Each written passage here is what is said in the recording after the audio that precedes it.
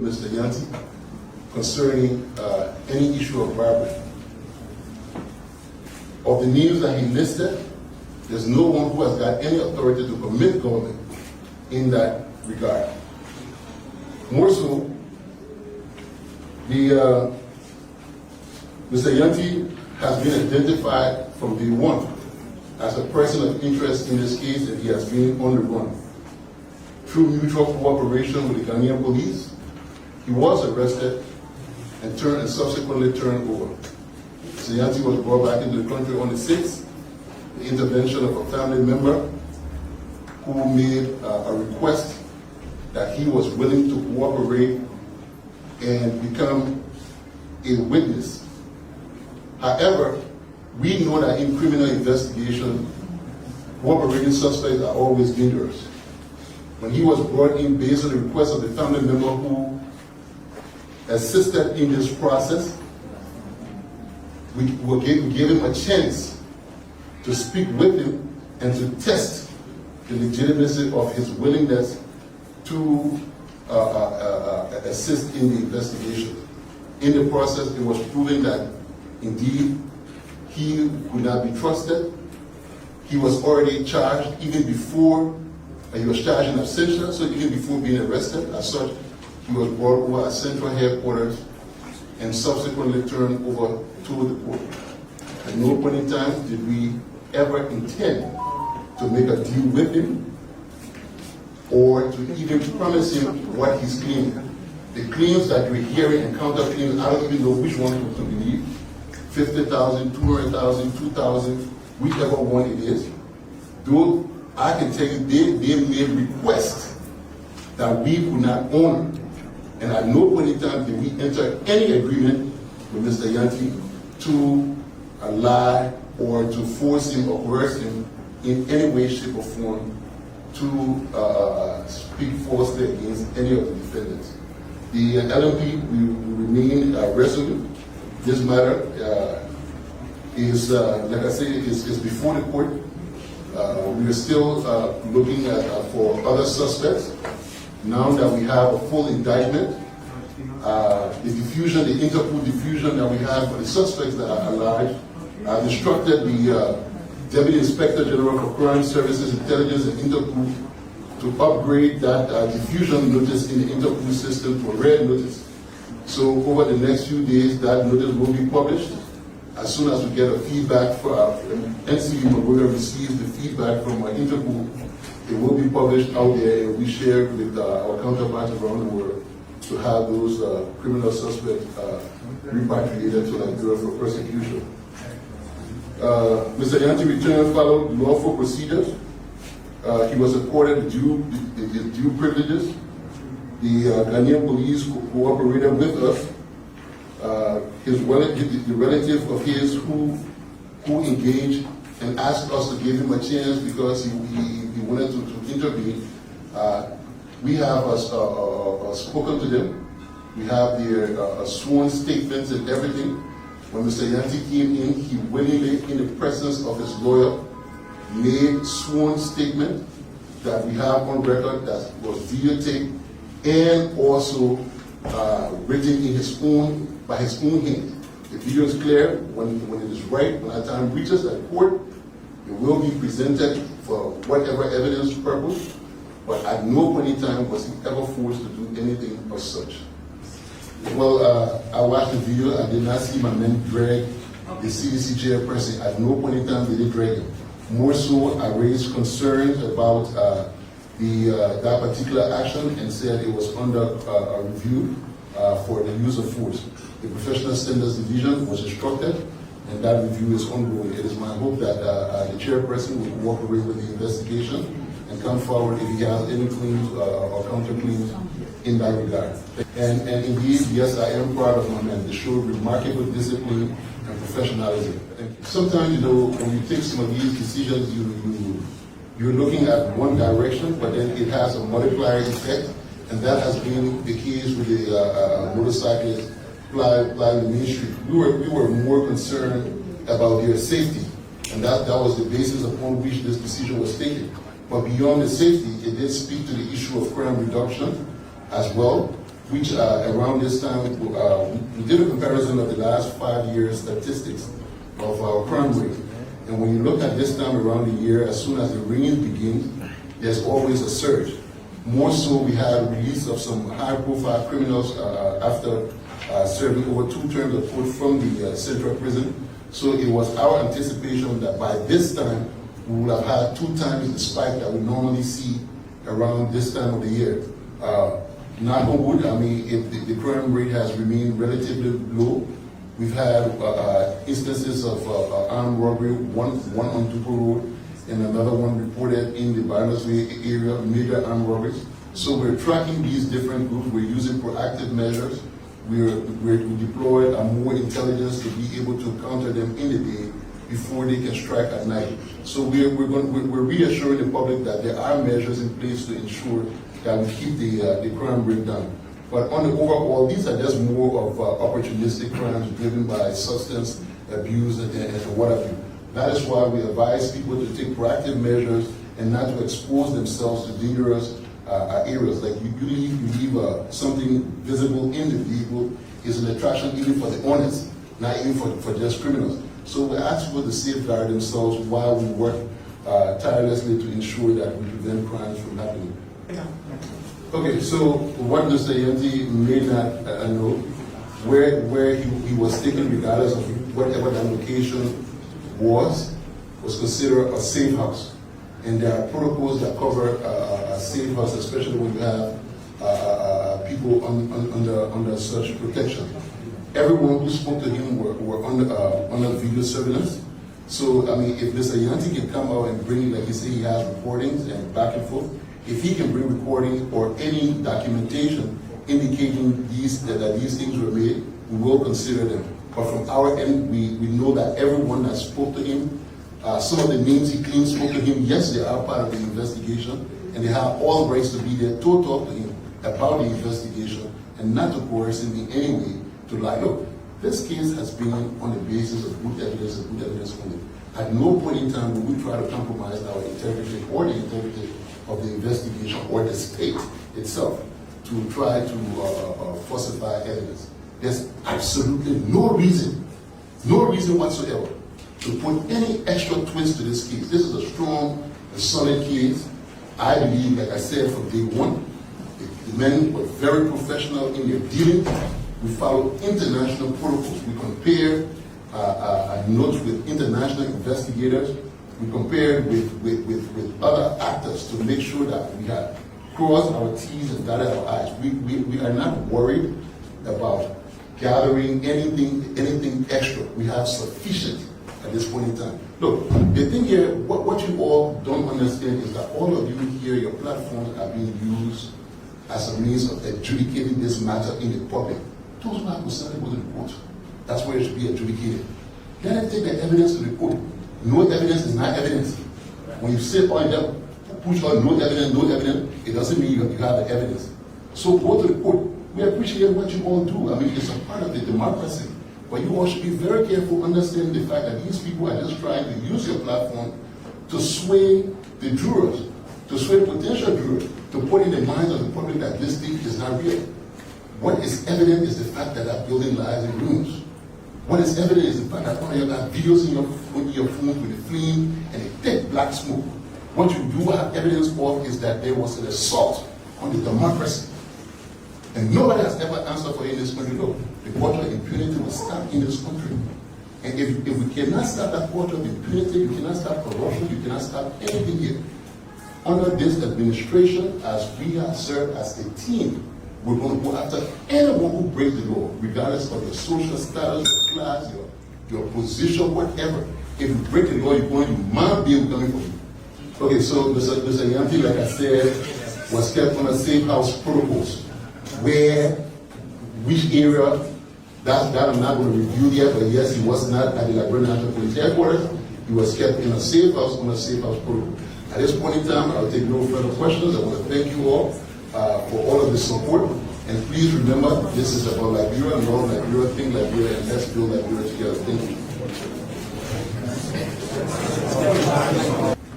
The Ministry of Education and the Liberia National Police have announced the immediate enforcement of a ban on all street parades during school celebration of gala days, graduation, and WAS festivity across Liberia. The measure aims to prevent injuries, public disturbances, and violation of safety regulations. Schools are encouraged to hold celebratory events in controlled environments like stadiums or town halls instead of the open streets. The police will monitor and enforce these rules, with violations subject to legal penalties. The authorities emphasize that the goal of this restriction is to ensure safe, respectful celebration and call for cooperation with schools, officials, and parents, students in maintaining public order. This update demonstrates government's commitment to transparency, accountability, as well as to ensure that the public's right to know the strides that we are making in the fight against corruption. So as we all know, or as I have always told the public on this platform, LACC is charged with the mandate to investigate acts of corruption, prosecute acts of corruption, as well as to educate the public about the ills of corruption and the benefits that come with eradicating or mitigating corruption in Liberia. And so today's presentation is mainly going to be focused on our investigative efforts as well as our prosecution efforts. And then I will just bring the public to speak on other activities we are undertaking as a commission. So over the period, I said the period, this presentation covers January to June 15, 2025. Over the period, LACC, the Monitoring Investigation Department, has recorded significant progress through the completion of 4 high-profile cases involving, number 1, the Liberia Telecommunication Authority. The second one is former officials of the National Water, Sanitation and Hygiene Commission, which is the WASH Commission. The third one is the investigation involving suspended officials of the Liberia Refugee Repatriation and Resettlement Commission, the LRRC, and the current official of the National Road Fund Authority, as well as former officials of the National Oil Company of Liberia. Basically what I'm trying to say is that we have completed investigation into these allegations of corruption. And the next step now is we are working closely with the Ministry of Justice to draw up indictment and have the persons of interest to be brought under the jurisdiction of the court for prosecution. I want to say that this investigation underscores the government unwavering commitment to upholding public officials accountable, as well as restoring public trust in governance. In addition to these cases that we have concluded for the period January to June, we also engaged in high-profile investigation into cases involving the National Fishery and Aquaculture Authority, which is the NAFA, and we've been following. The investigation is ongoing and we are making strides, hoping that we can be able to complete the investigation in the coming month of July. We are working on investigation involving the current head of the WASH Commission. We are working on cases involving the Central Bank of Liberia, the Ministry of State, the Executive Protection Services, the MCSS, the LFA, just to name a few. We have been giving full details in our regular quarterly reports that we normally publish on our website. And I want to encourage us just to dispel some of the rumors or to express yourself with what we are doing when it comes to investigation and prosecution or the activities of the LACC to go to our website. Each time I come here, I'll make it my duty to give the information. It's www.lacc.gov.lr. Go to the page, you will see the icon there, publication. Click on it, you will see our reports from 2020. In fact, from 20, we have reports way back as 2008 up to now. All that we have been doing, if you want to know the status of cases, go there. You will see it and you will be following up on the activities of the LACC.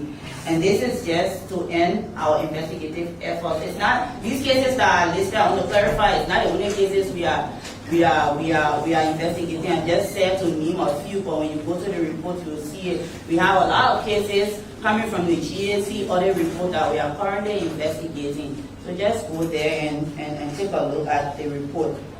And this will now bring me to our prosecution activities. The prosecution department, the last term of court in May, precisely on May 5th, the criminal court C handed down a guilty verdict in a case involving former official of the Planned Parenthood. This case it was done in twofold. The first group of officials were initially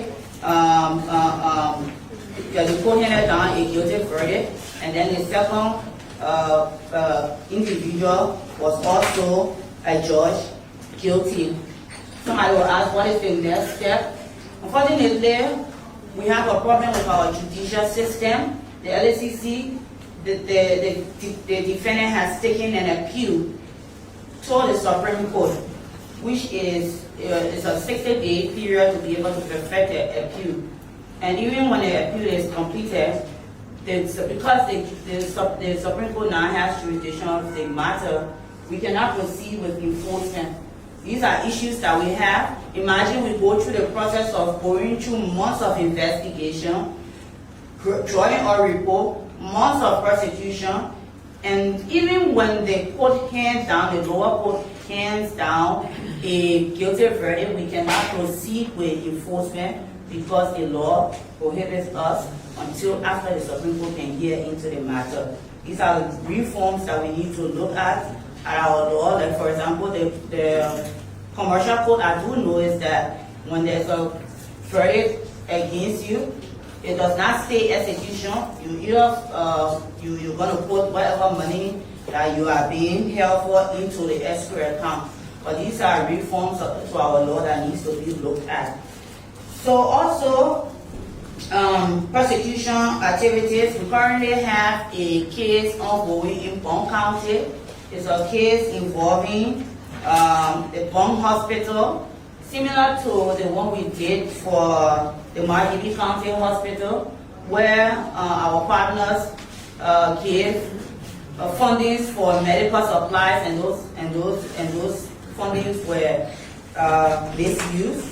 We are currently, there's a case currently ongoing in Bond County with another group of individuals who took monies that were supposed to be used for the public and diverted it to their own selfish personal gain. The case is ongoing, and we will continue to provide the public with updates.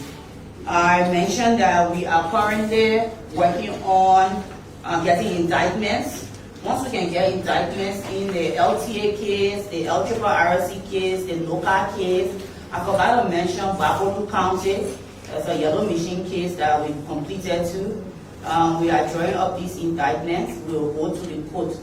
Our only constraint here is that, and I will continue to mention, that the only court we have right now, the LACC in Monrovia, is the criminal court C. The court is really, really overwhelmed. In fact, this term of court, we were able to some extent, manage to put the latest case on a docket. But after some consideration for the court informed us that they could not continue with the jury trial into the latest case because they have two high-profile drug cases that are ongoing, and so they have to put up on a hold. We are hoping that come next term of court, which is August, the LACC will be giving preference so that we can begin prosecution of the alleged case. This is the reason why we continue to call on for the establishment of our own specialized court. To this extent, I'm talking with stakeholders, I'm talking with donor partners. This is something that is very keen, and we are working on these. We're taking steps to be able currently there is a draft bill before the legislature. We are taking steps to be able to move that bill forward so that once enacted, we can be able to establish a specialized anti-corruption code.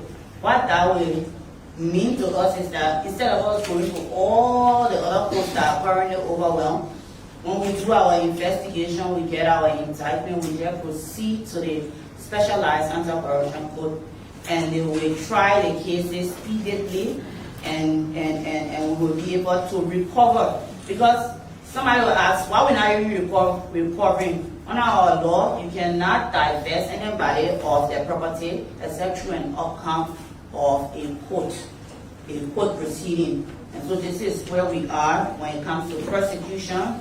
We are currently working on, like I said, 4 indictments. Once we get the indictment, we'll have the individuals arrested, brought under the jurisdiction of the court, and then we will take the prosecution from there. Well, we haven't just been investigating and prosecuting through. We have, like I said, we have a mandate to educate the public about the ills of corruption. And so to do that, we have tried to decentralize our activities. Over the period, we've been to Maryland County, creating awareness about the corruption. We've been to River G County, where we had a town hall engagement with the citizens. We were able to even get people to local government officials to declare their assets. And so this is something that is going to be ongoing. We've been to Coleman County, Nima County, in our effort to decentralize our activities.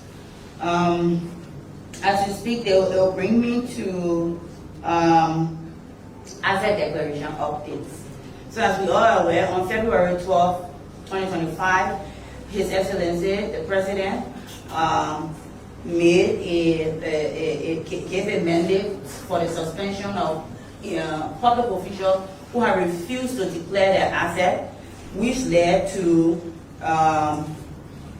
some public officials who fall in the non-compliant list to be suspended for a month, and their salaries were withheld. After the February 12 deadline, we still have public officials who have refused. As I speak to you, we have over 100 public officials in Monrovia. So what we have done, we have divided them into categories. We understand that the local government officials who are in places like Sando, River G, to come to Monrovia to declare their asset is a challenge.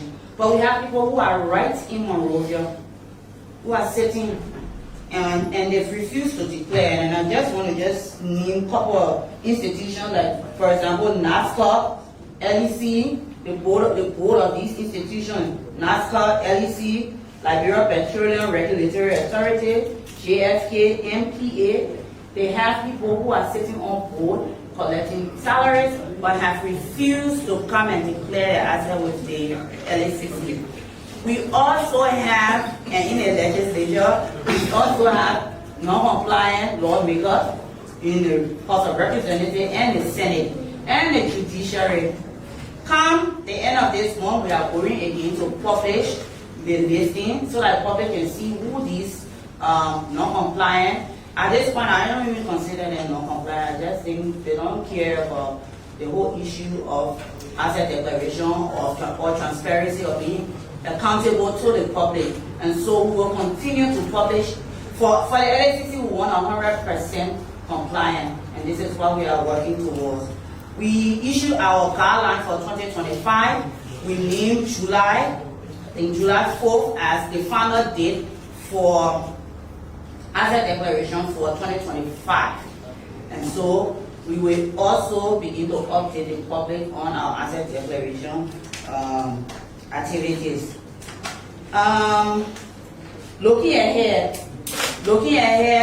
our focus for this year, I told my people at the institution that we spent a lot of time on investigation last year. Last year we concluded 24 cases.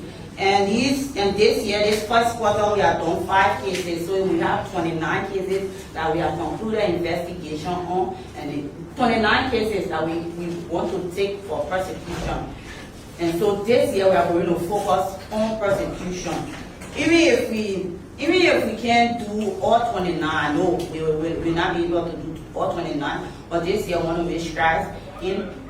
From now to the end of the month, from now to the end of the year, to be able to do at least 2 high-profile corruption cases to close the year with, while we take steps to establish the Liberia Anti-Corruption Commission. We have been engaging our partners, including the UNDP, the World Bank, the Swedish Embassy. We want to say a big thank you to our partners, especially when it comes to the issue of training of our staff. We want to say thank you to our partners.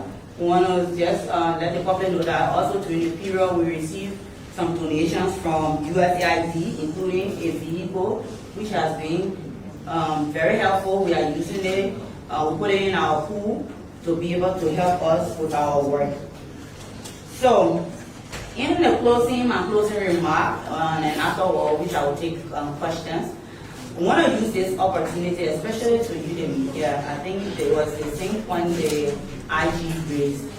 The way we speak about our country and the way we put up information will determine how the public will perceive us, how our international partners will perceive us. The fight against corruption is a long and difficult one, but at the end of the day, we may not be able to hold everybody accountable, but we know that at the end of the day, we will make an example of individuals so that it serves as deterrence.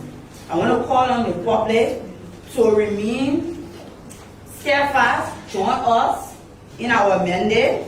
We want to say thank you for all the support you have been giving us. To not just report the negative things, the LSCC we have been doing in as much as we have not been able to prosecute, but we have been doing a lot of investigation, arrests, continue to showcase those activities. We're proud to announce that the MPA is hosting the 10th annual conference of Harbor Masters and PFSOs of the Port Management Association of West and Central Africa, PMACA for short.